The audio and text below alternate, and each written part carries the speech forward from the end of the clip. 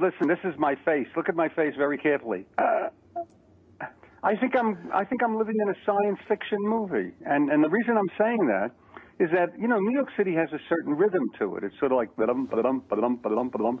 And now you start the day off today, and that doesn't have that rhythm. I mean, it's just, there's some people on the street and there's some traffic and everything, but it's like everybody's going in slow motion. There's certainly no subway, no buses, no trains, no planes, no restaurants, no this, no that. So people might say to you, oh, well, I've seen people on the streets of New York. Yeah, but we normally have 8.5 million people on the streets of New York. Maybe today, and this is just a wild guess, we have like 500,000. So it's really weird. There certainly has been nothing like this in my lifetime. The only thing I could compare it to would be the day of the World Trade Center, you know, another strange day. But this is really a weird day in New York. Peter, I'm fascinated by what you say there. You say you've never seen anything like this because, you know, we know that the east coast of the United States generally gets severe weather. But you say you've never seen anything like this. Yeah, well, I mean, never, and in New York City. I mean, in other words, this is Key West. This is the Gulf of Mexico. This is not New York City. New York City doesn't get this type of severe weather, and when it does, we handle it in a way that we can because it's brick and steel and concrete, and we have the resources, the police. You know, this is not New Orleans.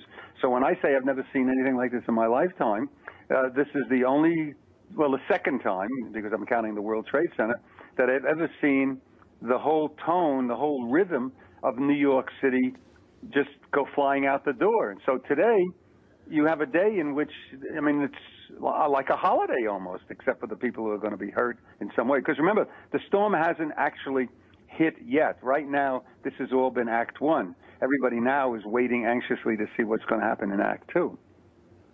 Yeah. Do you think there has been any overreaction by the authorities?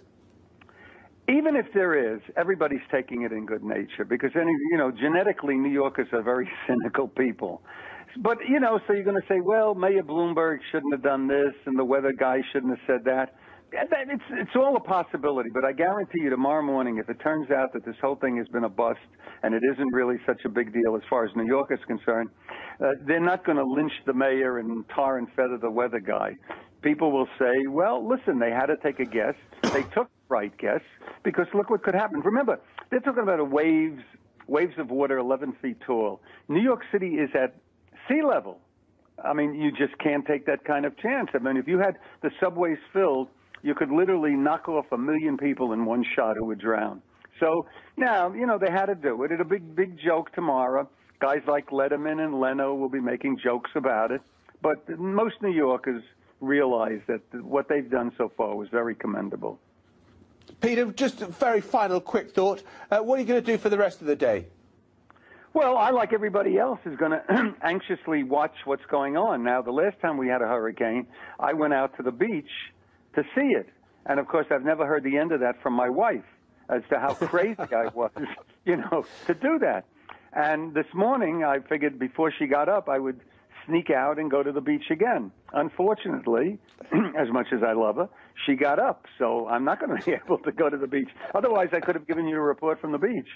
But no, I'll just hang around, watch some television, walk a little bit in the neighborhood, but being very, very careful because, you know, everything's starting to fly off the buildings. And most of people in the United States live in, you know, houses. We're all living in apartment houses here.